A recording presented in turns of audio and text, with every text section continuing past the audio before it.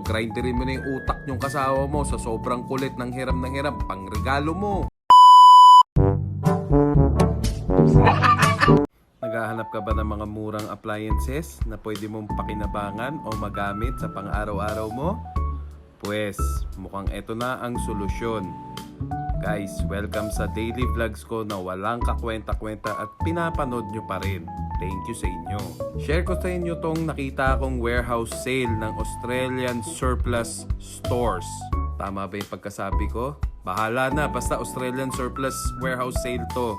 O siya, turo ko sa inyo kung saan to. Alam nyo naman yung EDSA, di ba? Yung Balintawak kung saan palagi traffic. Katabi lang nito yung Nissan showroom. Bago mag-Blanders, Balintawak, EDSA. Ayan, nakita nyo yung pagpa-left, papuntang SM North. Yung pa-right, papunta na Monumento. To guys, ang daming gamit dito na baka pwede nyong makursanadahan at mabili. May mga electronics, ayan, mga soundbar oh. Kung sino yung sound trip dyan, manonood ng TV, gawin yung home theater. Bulabugin nyo yung kapitbahay nyo sa mga sounds nyo. Ito pa, kama, oh, 50% off. Kung maiingay na yung kama nyo pag sa gabi, eto baka po pwede nyo ng paltan at makursanadahan nyo, eto na ang gamitin nyo. O kung nagsasawa na kayo sa stereo nyo na DCD, eto gamitin nyo. Cassette na deck. Old style, yan, pwede, panlaban, pang display, pang forma. O kung kailangan nyo naman mag-feeling hardware dyan o mga heavy tools ang kailangan nyo, marami rito. May mga generators, may mga heavy equipment, yung mga impact drill, mga grinder, at kung ano-ano pa. At branded sila rito. May Ryoko ba tawag doon? Hindi ko alam. O yan, turntable. Kung gusto nyo mag-feeling sirang plaka na yung katabi nyo, nagsasawa na kayo, ay nang paganahin nyo yung plaka. Makinig kayo sa mga sounds gamit ang plaka. Yung ako nagpunta rin dito, nagulat ako dahil ang daming gamit na pwedeng mabili. Pero, nasa sa inyo pa rin yan kung kailangan ninyo o hindi. Pero mukha naman mga kailangan nyo itong mga to, katulad na ito, mga impact drill o mga bireno. Mas mura naman siya kaysa dun sa mga brand new. Tatandaan nyo guys, surplus to. Hindi ko lang sigurado kung kagaano katagal sila nagamit o yung iba rito brand new, hindi pa talaga nagagamit.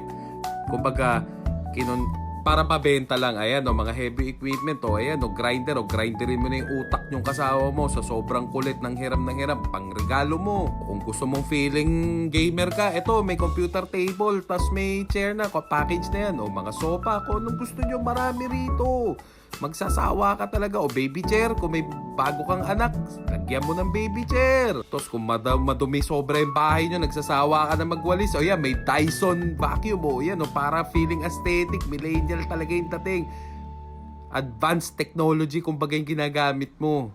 O kung gusto nyo naman may bala kayo magtayo ng mga car wash dyan, mga sideline business nyo, maraming vacuum dito at kanya-kanyang sukat kung kagano kalaking mga vacuum.